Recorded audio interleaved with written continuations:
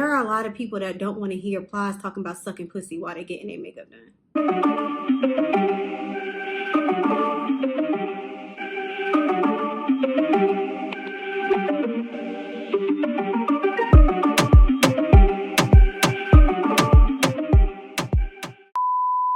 Y'all are messy as hell for asking for this video, and I'm even messier for making it. In today's video, we are going to be talking about unprofessional makeup artists. This is not to say all makeup artists are unprofessional, but just like with hairstylists, it's very hard to find professional makeup artists nowadays. I'm going to be doing my hair and my makeup in this video. The hair is from Curlyme hair. Thank you to them for sponsoring this video, and let's get into it. Before I get into like the makeup artist, I had a really specific request from a lot of people that were talking about nail technicians. I have never gone to an American nail tech, and there's a very specific reason why, and I guess this can fall into problems with nail techs. I do not understand, and maybe if you are a nail tech, you can explain it to me, or if you've gone to like an American nail tech, you could tell me. I do not understand why every time I've ever tried to book one, in their policies, it says they don't do fill-ins and they don't soak off for a new set.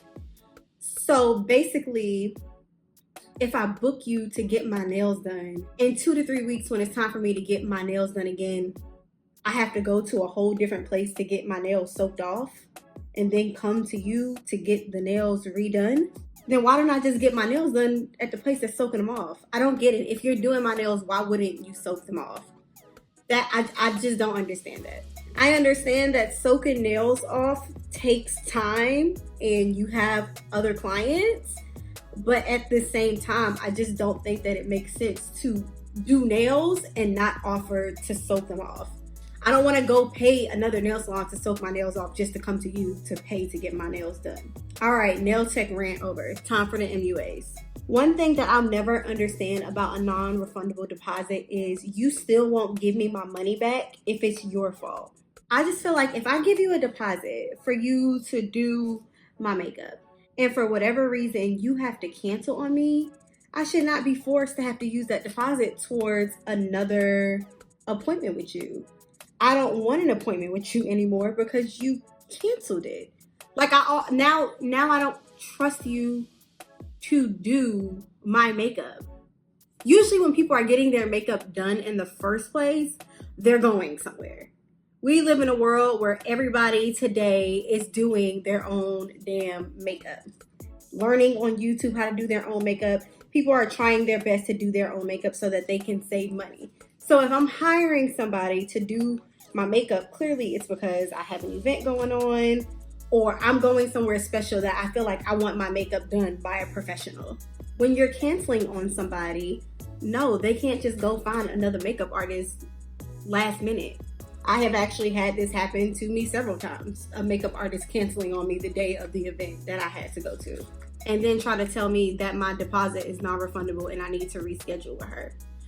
I don't want to reschedule with you. You've already proven yourself to not be trustworthy. You don't want to give me a refund? That's fine. I'm going to dispute it. Hello, Capital One? Yeah, that wasn't me. I don't want anybody to feel like I'm not understanding when it comes to any type of artist. Hair artists, lash techs, makeup artists. I'm understanding, but some things just don't make sense. And I feel like it's time for us to start saying out loud that some stuff don't make sense. There is no reason whatsoever why somebody's deposit should be non-refundable if it's your fault that the appointment didn't take place. Just run them folks their money back. It is not that deep. Usually the deposit is only like $50, $25 anyway. Give them their money back if it was your fault. Another issue that I am genuinely confused about is prices. And I know there's going to be a makeup tech that comes in these comments and she's going to be up in arms about these prices. She's going to be like, this is like, we have to pay for our kits, all these foundations, concealers, like it costs a lot of money. Believe me, you are talking to somebody who spends thousands of dollars in makeup. So you don't have to tell me how much makeup costs. I know how much makeup costs. What I'm saying is the math still ain't mathing. There is no reason whatsoever. And I'm telling you, as a person who is on a TV show and has to professionally get her makeup done all the time. When I do my green screen, sometimes the makeup people have to travel to me. They have to stay for a couple hours to make sure I don't look shiny on camera. And I get my makeup professionally done several times each season that the show airs. There's no reason why a full face should be $250. None. I don't care. There's no reason why a full face should be $250. And I don't mean, oh, the person traveled to you and you're paying extra fees. I'm talking about, I'm coming to your studio and a full face with a glitter eye is $250. Plus tip, I'm almost paying you $300 to do my makeup. That's ridiculous. Now, if you're traveling to somebody and that's how much it end up being with fees and stuff, I'm not going to argue with you, because if those are your fees to travel to me, if those are your fees to stay with me for a couple hours and I'm paying $300 by the end of the day, that's just what it is. I knew what your fees were, before you showed up, and I decided to pay that much because I didn't want to come to your studio. But there are some people that literally, you go to their studio and they literally charge $250 and up to do people's makeup, and that's ridiculous. There's no defending that. I don't care. I don't even care if somebody get mad about this. There's no defending you charging that much money to do somebody's makeup. I don't care how much glitter, how many stones. I don't care. That's too much money to be charging to do somebody's makeup. Hi, future Ayana here. I am currently editing this video, and I completely forgot to say something in this video that I kind of think is important to go into this video. I feel as though a lot of these MUAs and hairstylists and just people in general that are supposed to be servicing clients want to be themselves famous. They don't really too much want to be a makeup artist or want to be a hairstylist. They want to be an influencer. And that's completely fine. I'm not saying anything is wrong with that. But what I'm saying is, if having good service for your clients is not your priority, then maybe this is not the business you should be in. Maybe you should do something else as your side hustle and then just focus on being an influencer, because you can't continue to be rude to customers, and you cannot continue to overcharge us to fund this extravagant lifestyle that you're trying to live to keep up with the celebrity clients that you have. Does that make sense? If I am your customer, I expect at that moment that I'm in your chair to be your priority, and I don't feel that way anymore when I go to get things done. And like I said before, this is not towards everybody, but I live in Atlanta and we got it bad out here. These bitches is rude out here in Atlanta. They don't give a fuck that they're supposed to be providing a service to you. They act like they're the client. Yes, there are some difficult ass clients out there. I'm not talking about the one-off time you got into it with a client or the one-off time that you were late. I'm not talking about y'all. I'm talking about the people that you're late for every client. Every client has a complaint about you. You have all these complaints, but then you come under posts like these and be like, oh, it's the clients, it's clients. It's not all the clients, sis. It's you. Okay, back to past Ayana. At first, I thought it was just me. I thought that people were overcharging me because they see that I'm on a TV show. They assume that because you have a blue check by your name that you have more money. I thought that people were literally just overcharging me. But I've seen other people complain on social media about how much people are charging now to do someone's makeup. Topics like this are really starting to piss me off, because I'm just like, why are you playing in people's face that's supporting your business? People are supporting you. Somebody went to your page or went to your website and thought that your work was amazing, or at least good enough to service them. So why y'all be trying to play with people? All right, I have a question for everybody before we move into the next thing. What is the most that you would pay to get your makeup done? Please let me know in the comments. At what point would you say, oh no, oh hell no, this is ridiculous? And I'm asking for just like a regular beat and also like a full-on glam, diamond look, stones, glitter, everything. What is the most that you would pay to get your makeup done? And let me just say from experience, like I said, because I do work in TV and film, people that are actually like real celebrity makeup artists don't charge as much as these Instagram like MUAs.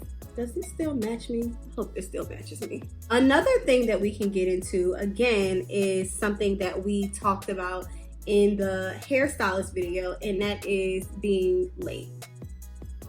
As I just stated like 5 minutes ago, clearly if I'm getting my makeup done, I'm getting my makeup done for an event. And this is not a situation where I can book you 6 hours before the event or 8 hours before the event, because who is wearing their makeup all day for an event that they're going to? You know what I'm saying? If I'm going out, I'm not coming to get my makeup done at 11 a.m. when dinner is at 8 p.m. You know what I'm saying? I should be able to come at like 4 or 5 and trust that my makeup artist is gonna be on time. And I'm not being like super literal, like, oh, my appointment is at 4, you need to be ready at 3:59. Although that will be ideal, I understand that life happens, but if my appointment's at 4, I'm not expecting to not get seen until 6.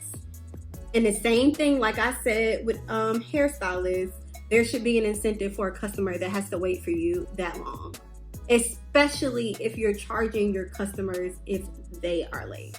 I am to the point where I, as much as I can, am trying to learn how to do as much as I can by myself without having to hire professionals, because I'm just so tired of going through the same thing with everyone. This is not like a one-off, only a small amount of people act like this. It's way too many people that act like this in this service industry, and I just do not understand it. The reason why I even started this channel is not because, oh, I'm just such this great makeup artist and I'm this great hair artist. I'm still learning how to do both. Some things I'm still really bad at. It's to show people that, yeah, you can do stuff on your own and look decent. You know what I'm saying? Like, we're spending all this money on people in service to be treated like shit. I'm so tired of spending so much money to be treated like shit. Like, you don't appreciate the fact that I'm paying all of this money. I'm appreciating your service. Appreciate me as a customer. That is literally all that we're asking for.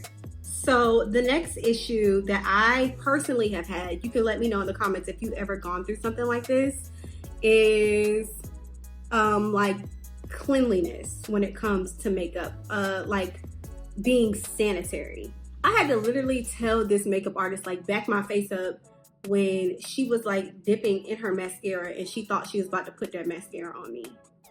After that mascara has been on like other people. I don't share my mascara with nobody. That's nasty. She was like, oh, my bad, and then went in her bag and got the like individual spoolies for the mascara, which lets me know that you've already had that and you know the proper way to be sanitary while you do somebody's makeup, but you just refuse to do it. I've had a makeup artist have some dirty ass brushes. Like, I literally was looking at the brushes like, bitch, I know she don't think that's going on my face. She was setting up and I was like, do you have any other makeup brushes? She got a whole attitude about that. A whole attitude that I was asking her to not use her dirty ass brushes that she had just used on the client before me on my face. What is wrong with you? Who raised you? I feel like all of this just goes hand in hand with the last point, which is being unprofessional. I feel like everything that I've mentioned falls under unprofessionalism, but I just want to dig deeper into unprofessionalism. When I say unprofessionalism, I mean the way that you're talking to me, the way that you're on the phone over my head, the way that you're stopping to eat. It can be something as simple as the music that you're playing. I mean, to be honest, I'm not very picky about the music that you play. I just want you to do my shit so I can go. There are a lot of people that don't want to hear Plies talking about sucking pussy while they're getting their makeup done. You should definitely have some sort of like universal Pandora station playing while you're doing somebody's makeup, so you don't have to like keep switching it up every time like a new client comes in. Like I said, I personally don't care what music you play because I just want to be in and out. If listening to murder music is what makes you move faster, by all means, pew, pew, pew. But I know a lot of people, and I actually got a lot of comments about it in my last video. There are a lot of people who do not like to hear that type of music while they're being serviced. And I completely understand that. I completely understand that. Some people do not want to hear vulgar ass music while they're getting serviced. For the most part, in my last video like this, it was a very positive response. Like, I have like over 3,000 comments of people agreeing with what I say and airing their grievances. I probably had like 10 out of 3,000 comments. I probably had about maybe 10, if that, comments negative, like, well, then don't fucking go there no more. Don't tell people how to run their business. I'm not telling you how to run shit. I'm telling you that I won't be spending my money with you. That's it. I'm not telling you how to run your business. I'm just saying that the way that you just left this comment is a perfect example of what we're talking about. There are 3,000 people commenting, talking about their very terrible experience being serviced. And your response is to come on here and talk about us, as opposed to saying, you know what, maybe you're right. You know what, maybe I can improve in these areas, as opposed to blaming the client for some shit that we didn't do. I don't know if it's because I've worked in customer service before, but I'm very big on customer service, like very big on customer service. I will spend so much money with a person if you act right. I will tip you so good if you act right. I cannot stand when everybody thinks that your undertone is yellow. Why does this girl with this red ass undertone got this yellow ass makeup on? I don't get it.